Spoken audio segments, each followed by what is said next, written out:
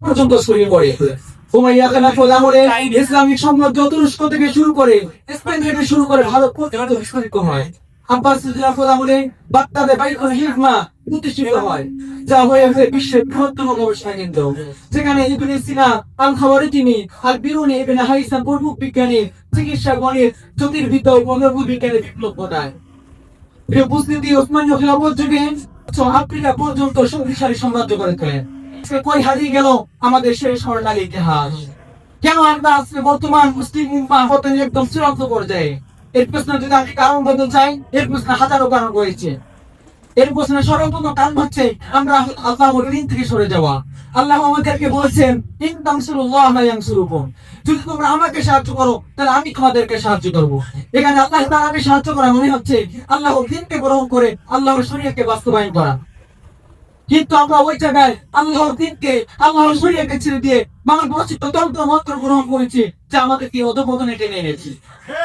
ঠিক তেমনি ভাবে আমাদের অধঃপতনের পিছনে দ্বিতীয় কারণ হচ্ছে আমাদের ভ্রাতৃত্বের অভাব। অথচ আল্লাহ আমাদেরকে বলেছেন, ইন্নামাল মুমিনুনা ইখওয়া ফাসলিহু বাইনা আখওয়াইকুম। কিন্তু আফসোসের বিষয় হচ্ছে আমরা আল্লাহর আয়াতকে প্রত্যাখ্যান করে আমরা বর্তমানে নিজেদের জীবনে ব্যস্ত হয়ে পড়েছি। আমরা ভুলে গেছি আমাদের মাসদুম ভাইদের কথা, যা আমাদেরকে এই অধঃপতনে টেনে এনেছে। প্রিয় মুসলিম, আমাদের অধঃপতনের পিছনে দ্বিতীয় কারণ হচ্ছে আমাদের পারস্পরিক সংখ্যা।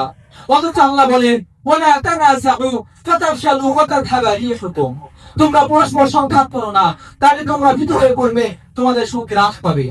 প্রিয় উপস্থিতি, বাস্তবে আমাদের শক্তি হ্রাস পেয়েছে, যা আমাদেরকে অধঃপতনে টেনে এনেছে। প্রিয় উপস্থিতি, আমাদের অধঃপতনের পিছনে আমাদের চতুর্থ কারণ হচ্ছে জিহাদ ফি সাবিলিল্লাহ ছেড়ে দেওয়া। অথচ আল্লাহ আমাদেরকে ইরশাদ করেছেন, ইয়াফিরু খিফাফা ওয়া জিনালা ওয়া জাহিদু বিআমওয়ালিকুম ওয়া আনফুসিকুম ফি সাবিলিল্লাহ, যালিকুম খায়রুল লাকুম ইন কুনতুম তা'লামুন। অন্যত্রে আল্লাহ বলেন, ওয়া কাতিলুহুম হাত্তা লা তাকুনা ফিতনা ওয়া ইয়াকুনা আদ-দীনু কুল্লুহু লিল্লাহ। কিন্তু আফসোসের বিষয় হচ্ছে আমরা আল্লাহর আয়াতকে প্রত্যাখ্যান করে আমরা নিজেরা একটা সংজ্ঞা বের করেছি। আমরা বলি কোরআন মুসলিম, কোরআন হয়তো জঙ্গি কিংবা সন্ত্রাসী, কোরআন শান্তিকামী।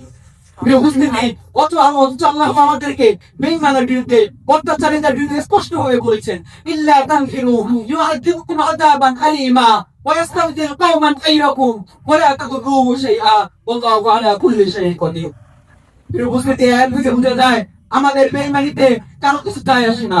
আমরা তাদেরকে জঙ্গি বলাতে তাদের কিছু যায় আসে না, কারণ তারা আল্লাহ বলল, লা তাহজান ইন্নাল্লাহা মা'ানা। হকপন্থীদের কথা হচ্ছে মুসে গফুরের ভাষায়, मैं हुकूमत से कह दो आज़म क्या है सबने, जो हमके मुकाबले में आएंगे हम उसको मिटा कर दम लेंगे।